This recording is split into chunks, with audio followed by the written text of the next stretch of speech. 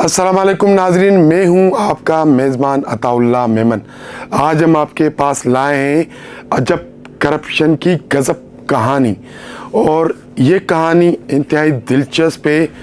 एक बंदा medical store पर काम करने वाला कैसे किस तरह खरबपति बन जाता है इस मुल्क में। इस मुल्क का कानून किस तरह उसको तहफ़्फ़ुज़ फराहम करता है। इस मुल्क का कानून किस तरह एक करप्ट आदमी का सहारा बनता है। इस मुल्क का कानून किस तरीके से करप्शन पर पर्दा डालता है और बहुत कुछ आज हम आपको बताएंगे। लेकिन आपको ये बताते चलें कि आज जो कहानी है वो एक किस्त पर हम मुकम्मल नहीं कर सकते। इस करप्शन कहानी की कई किस्तें चलेंगी।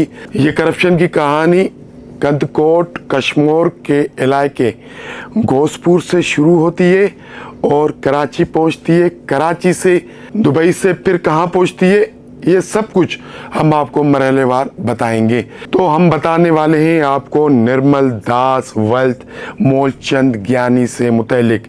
ये निर्मल दास कौन है, रातों रात पाकिस्तान का कानून उसको कैसे तहफ़्फ़ुज़ फराहम करता है कि एक बंदा जो मेडिकल स्टोर पे काम करता था वो अरबपति नहीं खरबपति नहीं मिलियंस यानी कि उतने पाकिस्तान के जो है एक माफिया का रूप धार देता है।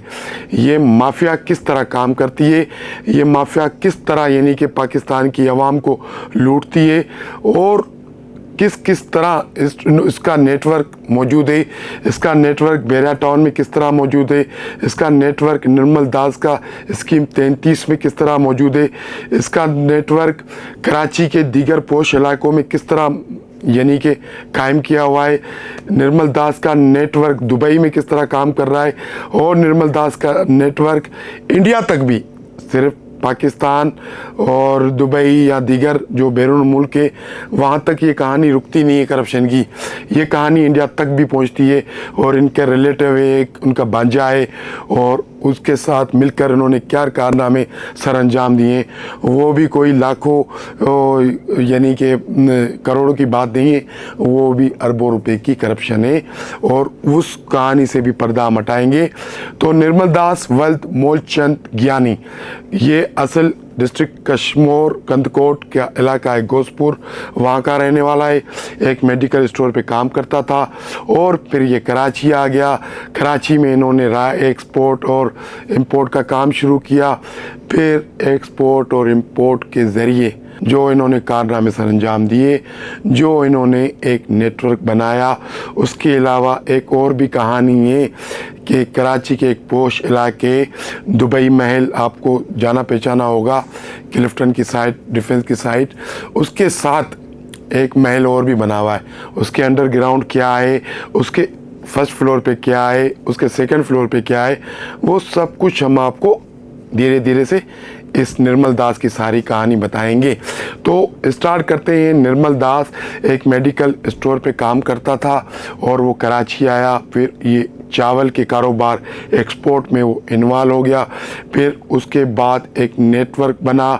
उस नेटवर्क के थ्रू ये चावल के साथ बाहर क्या क्या बेचता था। और ये भी हम आपको बताएं कि मुल्क के एक बड़े इदारे नेप सखर ने इन पर हाथ डाला था।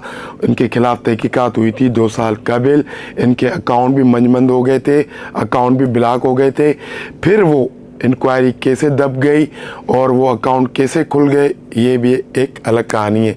तो हमारा सबसे बड़ा सवाल ये है कि निर्मल दास इतना पावरफुल है, इतना यानी कि बाअसर है, उसका इतना नेटवर्क मजबूत है और होना भी चाहिए, क्योंकि दुबई महल के साथ जो इनका महल है वहाँ बड़ी बड़ी रात को क्या क्या होता है और कौन कौन से अफसरान वहाँ जाते हैं, ये सब कुछ हम आपको धीरे धीरे से बताएंगे।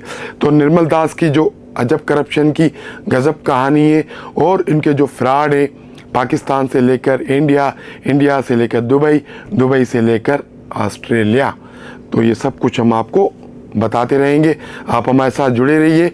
आप हमारे चैनल को लाइक करें, सब्सक्राइब करें, शेयर करें और नेक्स्ट एपिसोड में हम तरतीबवार निर्मल दास की जो कहानी है आपके सामने रखेंगे। इनसाइड स्टोरी से आज के लिए इतना ही। नेक्स्ट प्रोग्राम में मिलेंगे निर्मल दास की दूसरी कहानी के साथ।